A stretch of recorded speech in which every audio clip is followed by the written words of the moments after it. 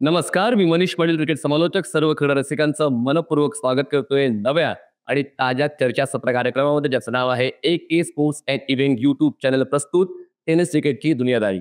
मित्रांनो, प्रवाहाच्या सोबत तर प्रत्येक जण जातो, पण काही जण असतात जे प्रवाहाच्या विरोधात जातात आणि आपलं अस्तित्व टिकवतात. असेच लेजेंडरी क्रिकेटर आमच्यासोबत आज चर्चा करण्यासाठी उपलब्ध राहिलेले आहेत, ज्यांना रिव्हर्सचा किंग म्हणून ओळखलं जाते. अमित गोलतकर सर. अमित सर, कसं वाटतं या पॉडकास्टमध्ये येऊन? खूप बरं वाटते. Thank you very much. K sports events. आज तुम्ही आम्हाला इथे बोलवलं आणि आमच्याशी गप्पा मारत त्याचा आनंद आहे. आणि तुम्हाला हार्टली कॉंग्रॅच्युलेशन की हे एवढं मोठं काम तुम्ही करताय आणि या माध्यमातून तुम्ही जुन्या लोकांना, जुन्या क्रिकेटर्सना बोलवून त्यांचं काही मनोगत आहे ते व्यक्त करायला सांगतात. त्याबद्दल धन्यवाद. आम्ही उत्सुक आहोत तुमच्या पूर्ण कारकिर्दीचा आढावा घेण्यासाठी आणि आमचे प्रेक्षक सुद्धा ती उत्सुकता जाहीरपणे दर्शवत आहेत. तर एकंदरीत डेली रुटीन खूप महत्वाचं असतं जेव्हा एक क्रिकेटर आपली कारकीर्द संपवतो आणि एका वेगळ्या झोनमध्ये जातो. तर डेली रुटीन बद्दल काय सांगाल? तर सध्या तरी मी अंपायरिंगच्या क्षेत्रामध्ये आहे. कारण क्रिकेट म्हणजे श्वास, आमचा श्वास आहे. त्यामुळे क्रिकेट कधीच सुटणार नाही. तर पार्ट ऑफ द गेम की मी आता सध्या अंपायरिंगच्या माध्यमातून प्रयत्न करत असतो क्रिकेटला फॉलो करायचं. अंपायरिंगचा अनुभव कसा आहे त्याची देखील माहिती आपण नंतर घेणार आहोतच. पण अगोदर आपण तुमच्या सुरुवातीचं क्रिकेट कसं होतं, कसे तुम्ही क्रिकेट या क्षेत्राकडे वळले याची माहिती घेणार आहोत. तर कुठलं वर्ष होतं ज्या ठिकाणी तुम्ही आपण क्रिकेटर बनू शकतो ती इच्छा व्यक्त केली? ॲक्च्युली स्कूल क्रिकेट मी जेव्हा खेळलो, पहिलं माझा क्लब आहे लेदर बॉलसाठी न्यू इंडियन क्लब आणि माझे गुरुवर्य गोपाळ कोळी सर त्यांच्या माध्यमातून मी क्रिकेट सुरू केलं लेदर बॉलचं. आणि त्यानंतर मी किंग जॉर्ज म्हणजेच राजा शिवाजी विद्यालयाला 3 वर्ष क्रिकेट खेळलो एकत्र. आणि तिथून माझी क्रिकेटची सुरुवात झाली. जेणेकरून मी क्लब क्रिकेटला बऱ्याचशा विकेट्स काढल्या, रन्स केले. तेव्हा वाटायला लागलं की आपण एक चांगला क्रिकेटर होऊ शकतो.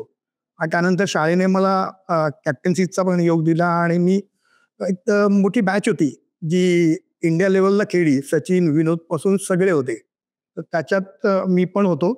आणि सांगण्यासारखं आहे की मी तेव्हा दादर इंडियन क्लबला षटकार ट्रॉफी खेळलेलो आणि आम्ही विजेते होतो.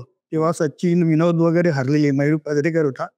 आणि आमच्या संघात पण जतीन परांजपे, अभिजित काळे, केदार गोडबोले, मी स्वतः होतो, राहुल हिरलेकर, म्हणजे बरेचशी कास्ट होती, चांगले प्लेयर्स होते आमच्यामध्ये आणि आम्ही विजेते झालो होतो. ती वर्ष कोणतं होतं? 88 साली, 87-88 ला. आणि सचिन तेंडुलकर सर 1989 ला पदार्पण करताना पाहायला मी आले होते. तर प्रश्न माझा नेमका तुम्हाला माहितीच असेल की मी काय विचारणार आहे. मग जर सचिन सरांसोबत आपण खेळलं, जे आता अनभिषिक्त सम्राट आहेत या क्रीडा विश्वाचे, क्रिकेट विश्वाचे, ज्यांच्या नावावर कित्येक विक्रम आहेत, मास्टर ब्लास्टर आहेत, सर ही उपाधी त्यांना मिळालेली आहे. तर मग नेमकं ते लेदर बॉल क्रिकेट कंटिन्यू का नाही झालं? ॲक्च्युली काय शिक्षणाचा अभाव थोडं त्याच्यामुळे पण मी मागे राहिलो. आणि मग लेदर बॉल सुटलं म्हणजे असं सुटलं नाही. मी क्लब क्रिकेट खेळत होतो, कांगालीक खेळलो, कांगालीक बी डिव्हिजनपर्यंत खेळलो, एव्हरग्रीन क्लब आहे. परत जावेद भाईंचा मुस्लिम युनायटेड क्लब होता. तोपर्यंत मी बी डिव्हिजनपर्यंत, खालच्या डी डिव्हिजनपासून बी डिव्हिजनपर्यंत त्याच्यात लेदर बॉल खेळलो आणि चालूच होतं तोपर्यंत. शिक्षणामुळे ती कमतरता तुम्हाला भोगावी लागली. पण कधी-कधी म्हणतात ना, की जर तुमच्याकडे टॅलेंट आहे, तर मग टॅलेंट असल्यावर शिक्षण हा मापदंड नसतो. तुम्हाला ऑटोमॅटिकली कोणतरी पुढे घेऊन जातो. तर तो मार्गदर्शक तुम्हाला भेटला नाही या कारकिर्दीमध्ये पुढे घेऊन जाण्यासाठी? तसं पण होऊ शकतं. आणि दुसरं म्हणजे शिक्षण त्यावेळेस जेव्हा 90चा काळ होता, 88-90, तेव्हा शिक्षणाला खूप महत्त्व होतं. कारण काय होतं की बेसिकली स्कूल क्रिकेट, त्यानंतर कॉलेज क्रिकेट, युनिव्हर्सिटी हे सगळं बघितलं जायचं. आणि त्याच मार्गातनं मग तो मुलगा रणजी ट्रॉफीपर्यंत पोहोचायचा. आणि त्याच्या परफॉर्मन्सनुसार मग तो इंडिया लेव्हलला टेस्ट मॅच, वन डेज वगैरे खेळू शकला असता. असं सगळं होतं आणि तेव्हा टफ होतं क्रिकेट. खूप चांगले चांगले टॅलेंट्स होते, की म्हणजे म्हणतात ना की अमोल मुजुमदारसारखा व्यक्तिमत्व आज पाठी राहिलं.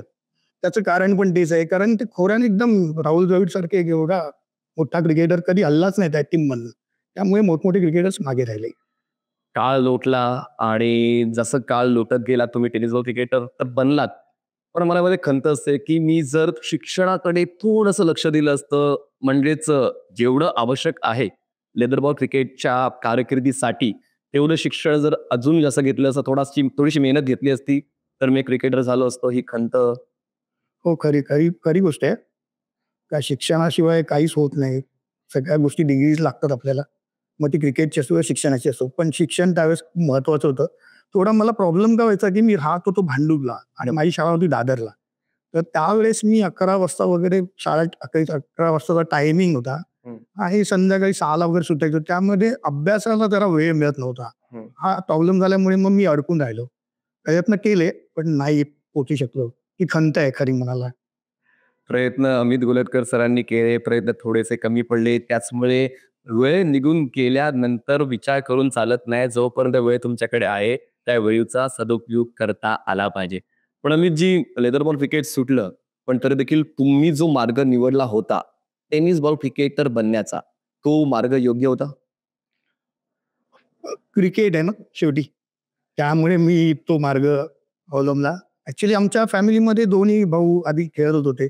मोठा भाऊ अनिल गोलतकर, 2 नंबर अजित गोलतकर खूप चांगले क्रिकेटर होते आणि त्यांच्या मॅचेस वगैरे आम्ही बघायला जायचोच पहिलं आणि स्वतः पण खेळत होतो. मग खेळता-खेळता टेनिस बॉलकडे वळलो तर स्थानिक संघ होता माझा, साई चौक. हं. त्या संघातनं मी खेळायचो. तर बऱ्यापैकी परफॉर्मन्स करत होतो.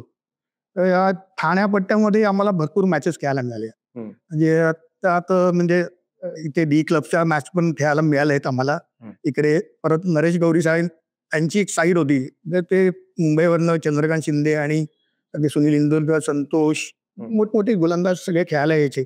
तर त्यांच्याबरोबर खेळायला मिळालं. हं. त्यांच्यावर परफॉर्मन्स चांगला झाल्यामुळे मला टेनिस बॉलमध्ये अजून रुची वाढली आणि 4 लोकांनी माझ्याकडे लक्ष दिलं बरोबर. आणि त्याच वेळेस मला टिळक चौक हा संघ मिळाला आणि त्यांनी मला निवडलं ॲज अ ओपनर म्हणून. म्हणजे पहिल्याच प्रयत्नांमध्ये तुम्हाला ओपनिंग ही भूमिका मिळाली, जी खूप कमी फलंदाजांना मिळायची. प्रत्येक फलंदाजाचं स्वप्न असतं, की मला ओपनर बॅटर बनायचं आहे. कारण लोकप्रियता लोकप्रियता प्रत्येकाला हवी-हवीशी असते आणि लोकप्रियता कोणाला मिळते? तर स्ट्रायकर्स, बॅटर्सला मिळते. तर ती लोकप्रियता तुम्ही टिकवली, म्हणजे जसा तुम्हाला पहिला क्रमांक मिळाला. मग लवकरच पहिल्याच वर्षामध्ये तुम्ही पूर्ण टेनिस बॉल क्रिकेट विश्वावर राज्य केलं? हो, म्हणजे सांगण्यासारखं आहे, की मी जी पहिली टुर्नामेंट खेळलो टिळक चौकमधनं गव्हर्नमेंट क्वार्टर्स बँड्रा. तर तिथे आम्ही मॅचलेसवर पहिल्या दिवशी दुसरी मॅच काहीतरी हरलो. पण दुसऱ्या दिवशी कोलगेटवर मॅच होती बँड्रालाच. हं. तेव्हा मी बॅटिंग प्राईज मिळवलं. हं. पहिलं बॅटिंग प्राईज मला तिथे मिळालं आणि वर्सेस राहुल इलन फायनलला होती आणि खूप चांगला परफॉर्मन्स केला आणि मला बॅटिंग प्राईज मिळालं आणि तिथून मी नावारूपास आलो, असं मला वाटतं आणि त्याच रात्री मला एक मांजरेकर म्हणून श्रीवर्धनचे फायनान्सर होते. हं. ते पूर्ण मॅचलेस टीम घेऊन ते चालले होते ह्याला टूरला हं. आणि त्याच दिवशी मला पण ते घरी घ्यायला आले आणि मला तिथून माझी क्रिकेटची सुरुवात झाली. मग किती संघामध्ये तुम्ही तुमचा खेळ दिलात? म्हणजे ती यादी मोठी आहे का? अ, असं नाही एक स्थानिक स्थानिक संघ आहे, साई चौक. माझा जन्म आहे वडाळ्याचा. हं. त्यामुळे सनी क्रिकेट क्लब काही वेळेस मी खेळलो. खूप मोठे स्टार होते तेव्हा हं. त्यांच्यामध्ये आणि नंतर मग टिळक चौक हे बरंच 6-7 वर्ष खेळलो कंटिन्यू. तर टिळक चौकमध्ये सगळे जरा टोटल एजेड पण प्लेयर होते आणि क्लब क्रिकेट परत कंपनी क्रिकेट मोठ्या लेव्हलवर खेळायचे. हं. त्याच्यामुळे टेनिसचं त्यांचं माध्यम जरा कमी झालं होतं हं. आणि काही काळानंतर मग आम्ही राहुलमध्ये मर्ज झालो. 6-7 प्लेयर होतो. हं. चंद्रकांत शिंदेने आम्हाला हा चान्स दिला आणि आम्ही तिथून जर्नी माझी राहुल विलियमसाठी सुरू झाली. टिळक चौक म्हणजे मी कित्येक नावाजलेल्या क्रिकेटपटूंच्या मुखातून या संघाबद्दल खूप चांगलं ऐकलेलं आहे. त्याचमुळे मला त्या संघातील खेळाडूंची माहिती हवी आहे. तर कुठले खेळाडू जेव्हा तुम्ही खेळायचे, तेव्हा टिळक चौकमध्ये अवेलेबल होते? त्यावेळेस टिळक चौकमध्ये माझा मोठा भाऊ अनिल गोलतकर, शेखर आंबेडकर हं. म्हणजे त्याला विवियन रिचर्ड्स ही पदवी होती. हं. दिसायला डस्टमन एंडसारखा पण त्याला खेळायची कला होती ती विवियन रिचर्ड सारखी होती. हं. तो होता. माझा 2 नंबर भाऊ पण एखाद दुसरी मॅच आम्ही एकत्र खेळलो. हं. अनु कामत म्हणजे मॅन एम गोल्डन आर्म हं. एकदम मिराकल पर्सन होता. परत विवेक कदम सर हं. त्यांच्या माध्यमातून खूप मोठी टुर्नामेंट्स आम्ही जिंकलोय. हं. जयदीप खरत, हं. माझा पार्टनर जितेंद्र देवरुखकर, हं. विनोद केनी सर, हं. त्यावेळेस विल्सन, रॉड्रिक्स बरेचसे प्लेयर होते. गुरुनाथ वैती हं. त्यावेळेस खेळले आणि सुरेश गडेकर आणि काही वर्षानंतर वैशाल अंगणे पण आमच्या टीमला जॉईन होता. हेमंत गायकवाड विक्रमीचा खेळाडू होता. तो पण खूप सुपर ऑलराऊंडर. म्हणजे आमचा असा हा संघ होता आणि हे सगळे दिग्गज खेळाडू होते आणि त्यांच्याकडनं खूप काही मार्गदर्शन मिळायचं आणि खेळ शिकण्याचं हे चालू होतं त्याच्यात. कुटुंब बदलते, मनाला दुःख होतं. कारण आता आपण टिळक चौक सोडताय आणि राहुल 11ला खेळताय. तर ती मानसिकता तुम्ही कशी घट्ट केली? ॲक्च्युली थोडं दुःख होतंच. कारण पहिल्यापासून क्रिकेटमध्ये डिसिप्लिन हा हा प्रकार भरपूर होता.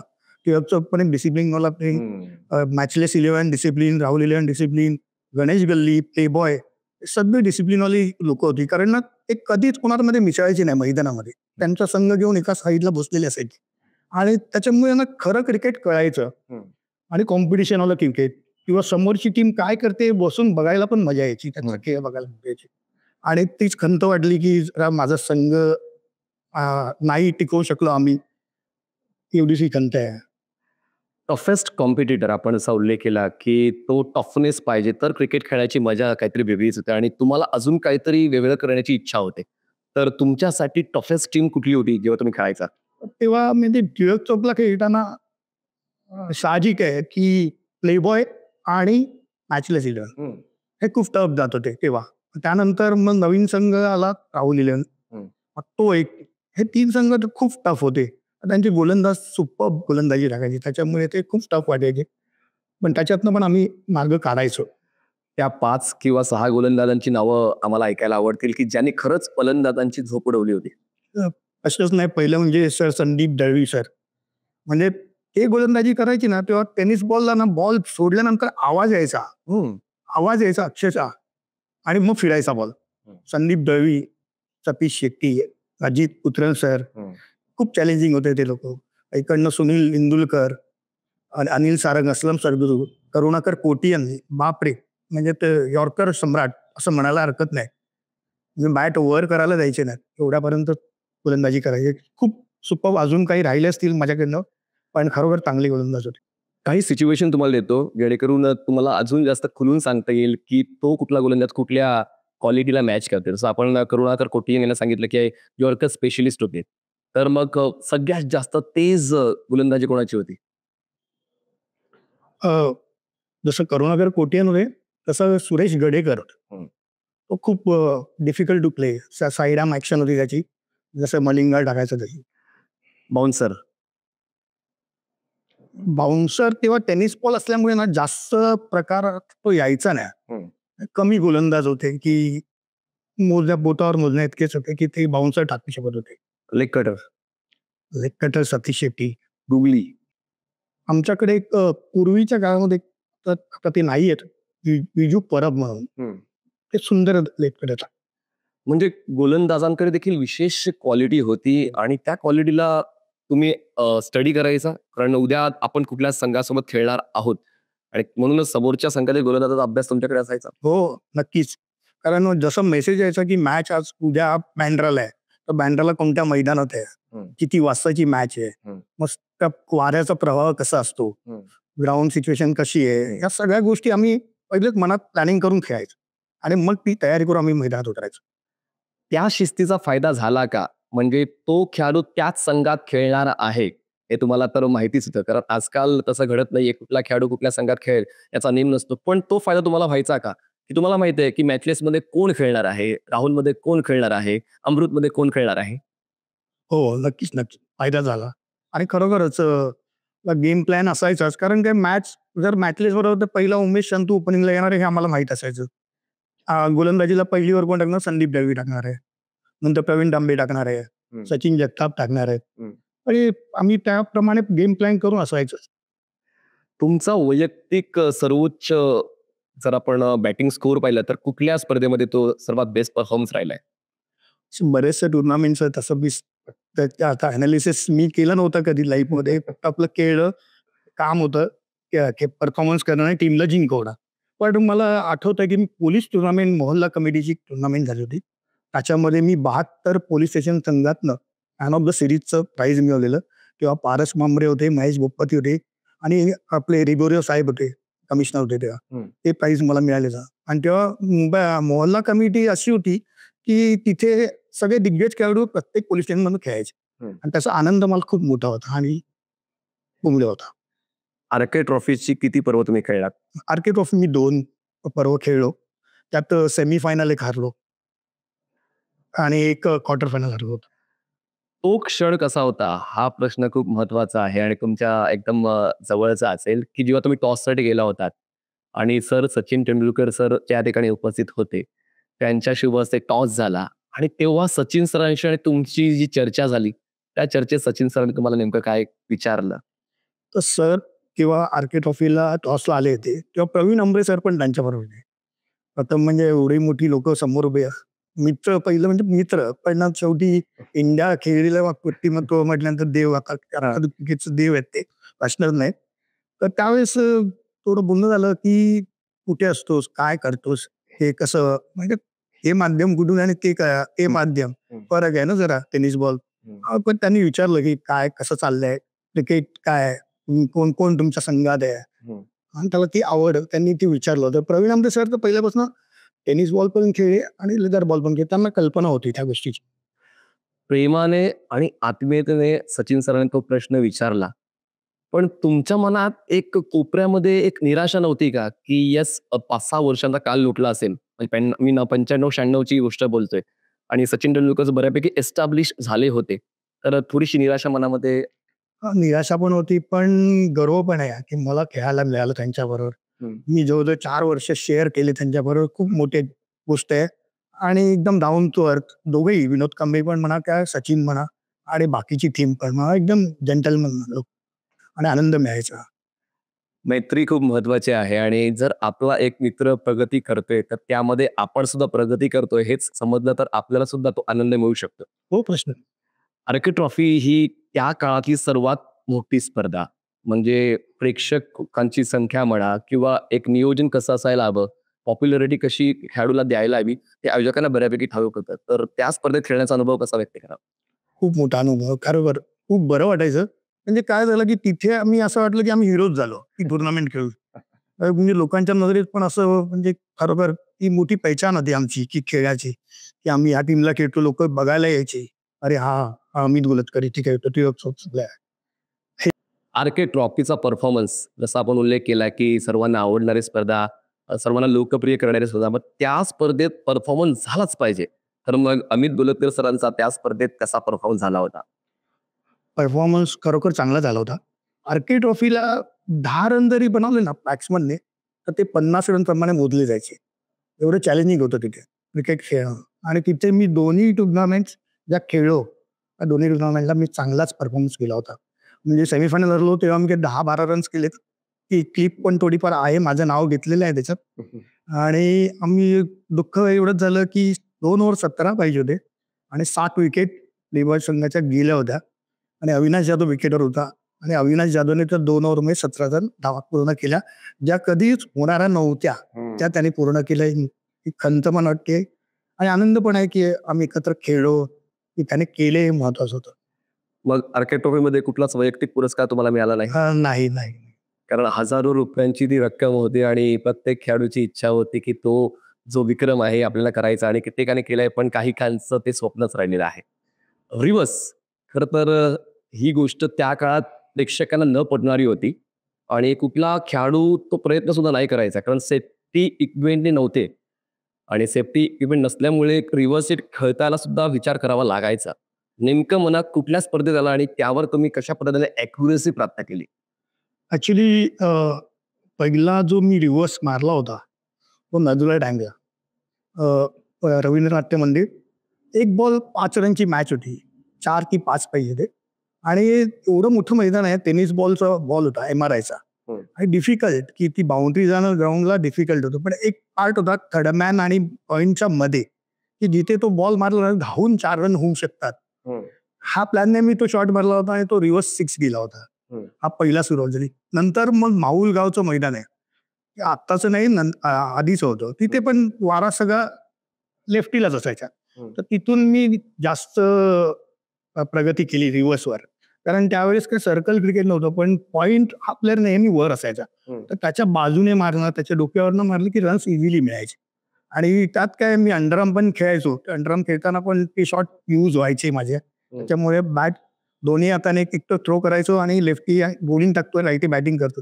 त्यामुळे मला इझी पडायचं. म्हणजे अंडरआर्म क्रिकेटचा फायदा रिव्हर्स हिटसाठी झाला, पण कोणाला पाहून तुम्ही तो इम्प्लिमेंट केला की कुठल्या आंतरराष्ट्रीय खेळाडूला तुम्ही पाहून तो आत्मसात केला? नाही, मी स्वतःच केलं, डेव्हलप केलं होता, की रन चोरणं हे महत्वाचं होतं. आणि त्यावेळेस आमच्या MRI बॉल होता हम्म. आणि तो डिफिकल्ट होता ऍक्च्युली, बाउंड्री वगैरे मारणं खूप डिफिकल्ट होतं आणि ते सोपं ते पॉईंट आणि थर्डमॅन वरनच व्हायचं. हम्म. आणि तिथून तो डेव्हलप होत गेला, तो डेव्हलप होतो.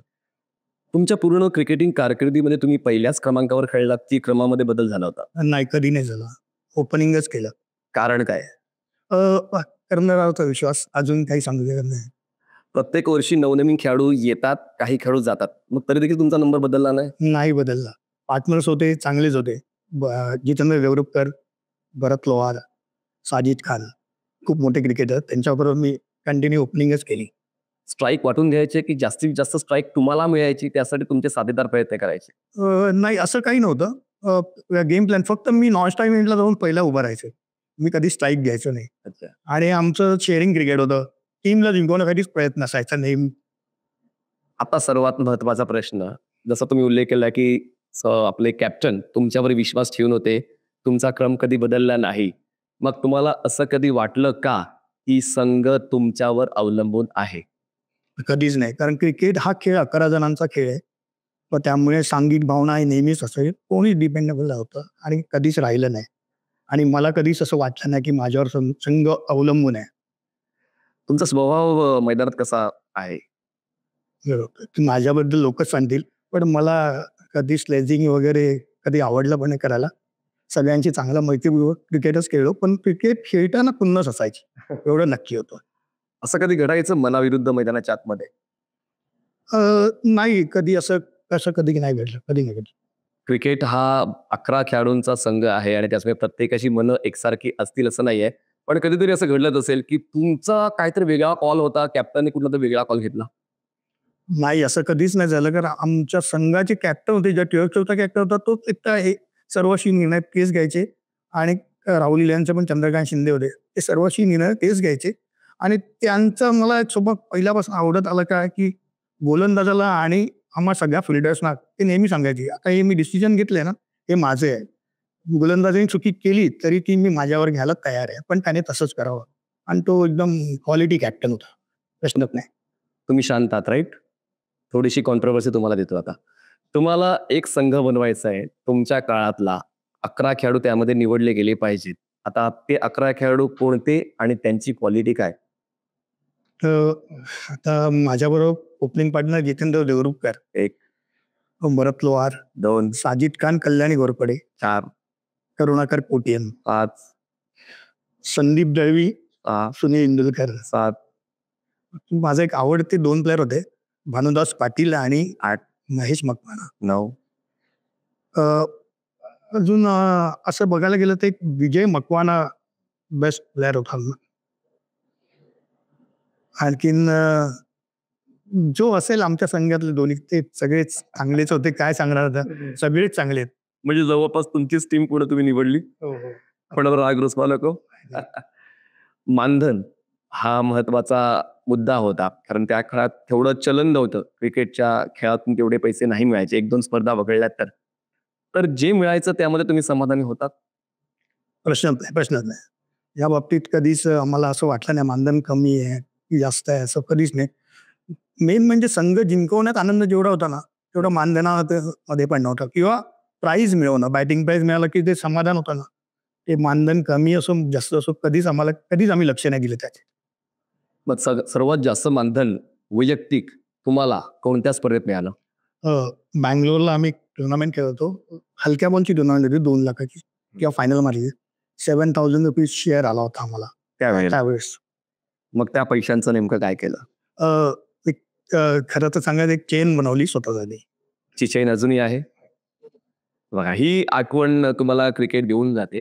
कधी-कधी काही गोष्टी खूप महत्त्वाच्या असतात, जीवाभावाच्या असतात आणि आपण त्या नेहमीच शेवटच्या श्वासापर्यंत टिकवून ठेवतो आणि ती सोन्याची चैन ही आवडती असेल तुमची, कारण ती तुम्ही कमवलेली आहे तुमच्या क्रिकेटच्या खेळातून.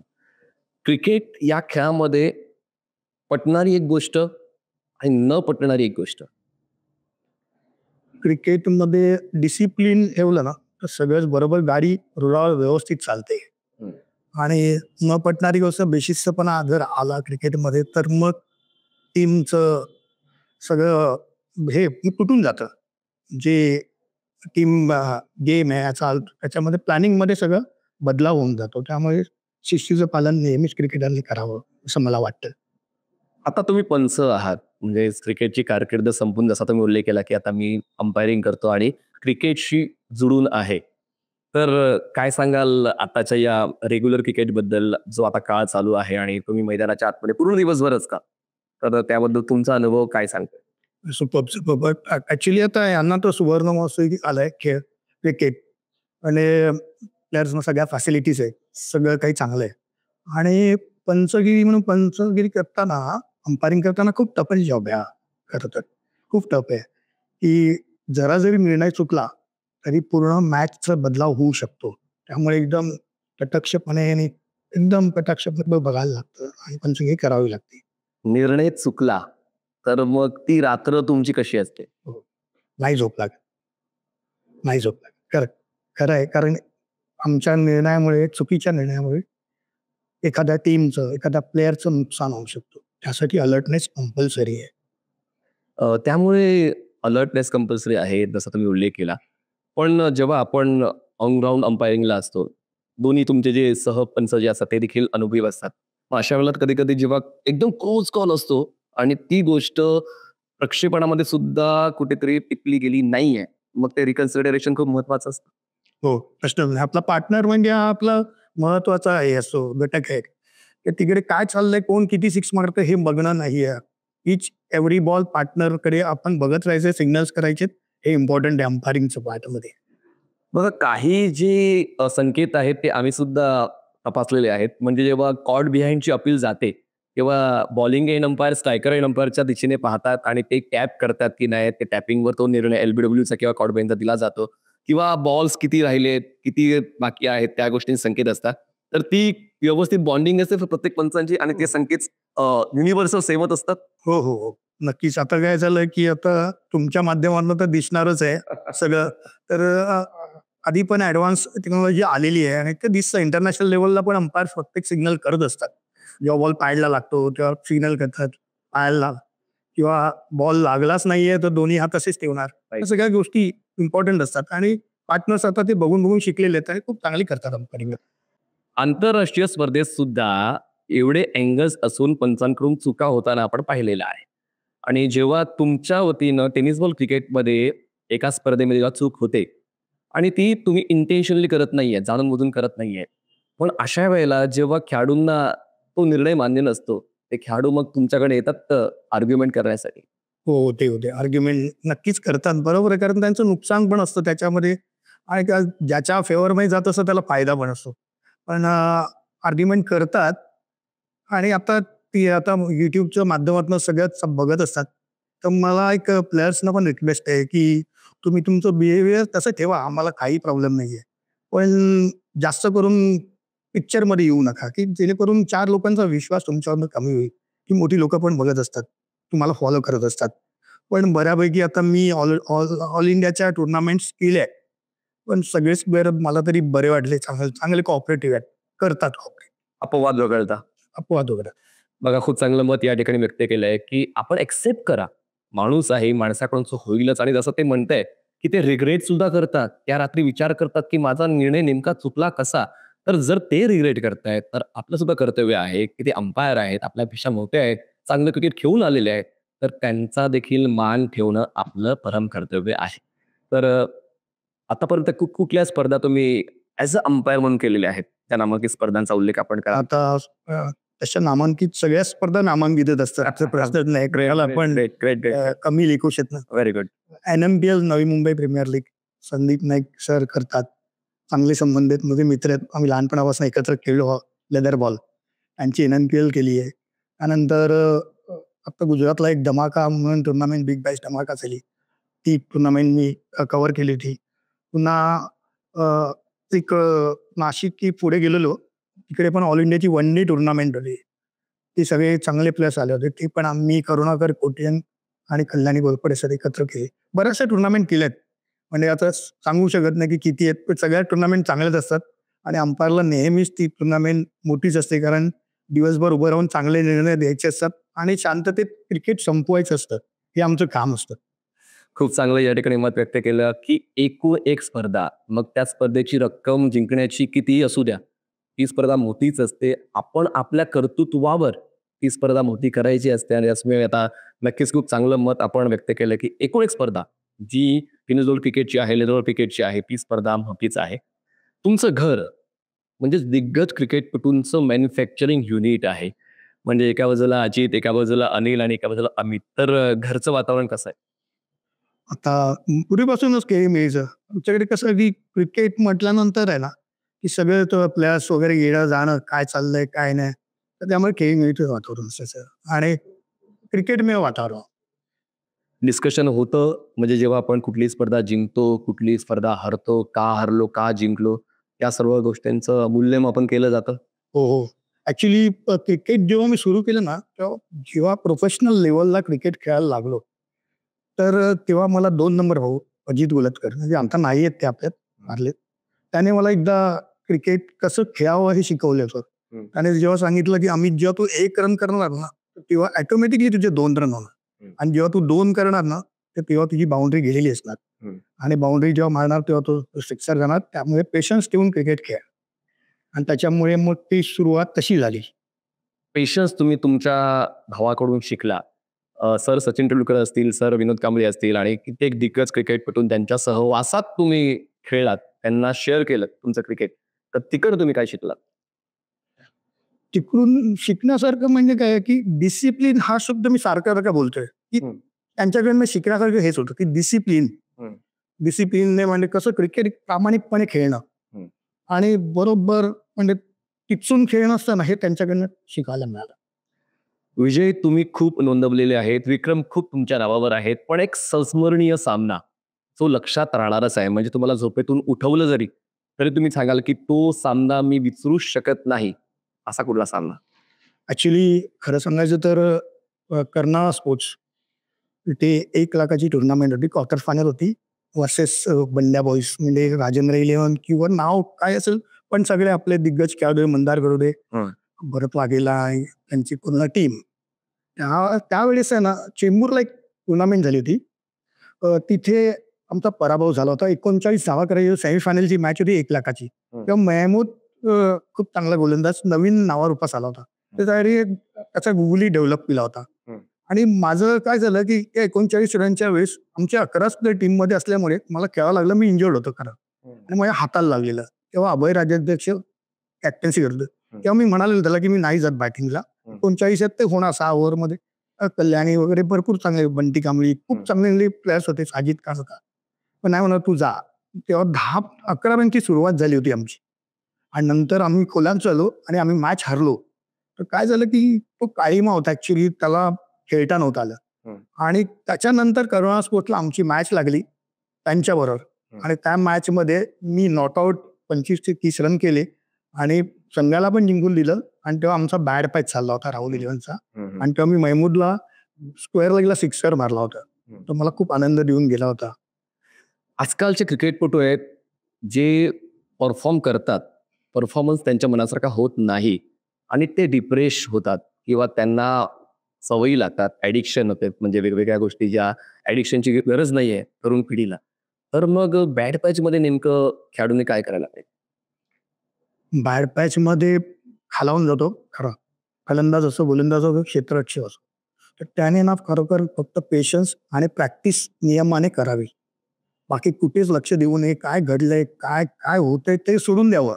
दुसरा दिवस जो नवीन येणार आहे, तर नवीन जोमाने घ्यावं. तर त्याचं कधीच बॅड पॅच येणार नाही. प्रत्येक दिवस हा नवीन असतो हे लक्षात ठेवणारं आहे आणि म्हणूनच काही ना काही वेगळा प्रयत्न करत राहायला पाहिजे, प्रयोग केला पाहिजे. काहीतरी मिळेल, काहीतरी मिळेल. काही नाही असं काही नाहीये. तर खूप चांगल्या पद्धतीने आपण प्रतिक्रिया आज दिल्यात. कसं वाटलं या चर्चासत्रामध्ये येऊन स्वतःला व्यक्त करून? खूप बरं वाटलं. धन्यवाद. खरं AK स्पोर्ट्स इव्हेंट्स खरोखर खूप मोठं काम करतंय आणि भरपूर आशीर्वाद तुम्हाला, की पुढे-पुढे जाऊन तुम्ही मोठंच काम कराल. नावावर उपास तर आला तर आणखीन मोठं नाव कमवाल. धन्यवाद तुम्ही इथे बोलल्याबद्दल.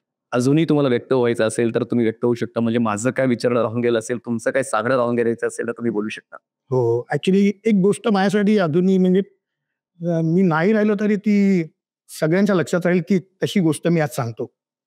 की मी सुरुवात लेदर बॉल खेळलो सचिन तेंडुलकर बरोबर क्वार्टर फायनल हरलो हॅरिस शील्डची.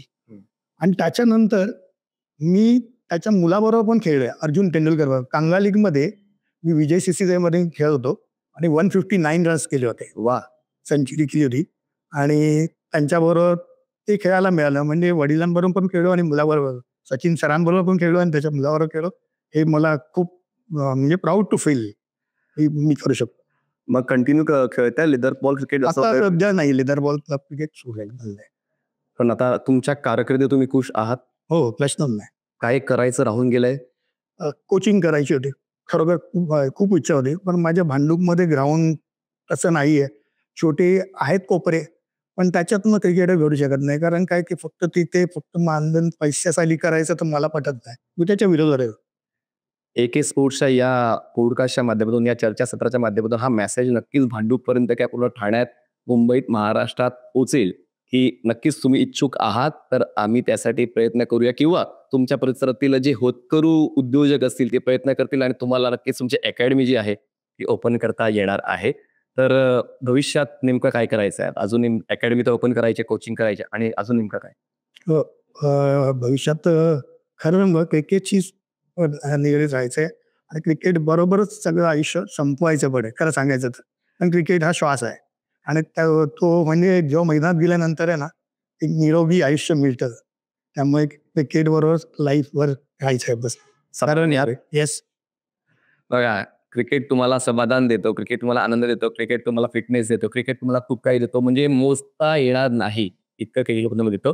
तर या चर्चेत आपण सहभागी झालात त्याबद्दल तुमचं मनस्वी आभार. आपण आपला बहुमूल्य वेळ दिला त्याबद्दल AK स्पोर्ट्सच्या वतीने आम्ही तुमचा विशेष आभार व्यक्त करतोय. तर प्रेक्षकांना अजूनही AK स्पोर्ट्स अँड इव्हेंट या YouTube चॅनलला तुम्ही सबस्क्राईब केलं नसेल, अवश्य सबस्क्राईब करा. अशाच ताज्या चर्चासत्रांना आम्ही तुमच्यासोबत घेऊन येणार आहोत. आजच्या एपिसोडमध्ये इतकंच. भेटूया पुढच्या एपिसोडमध्ये. तोपर्यंत धन्यवाद.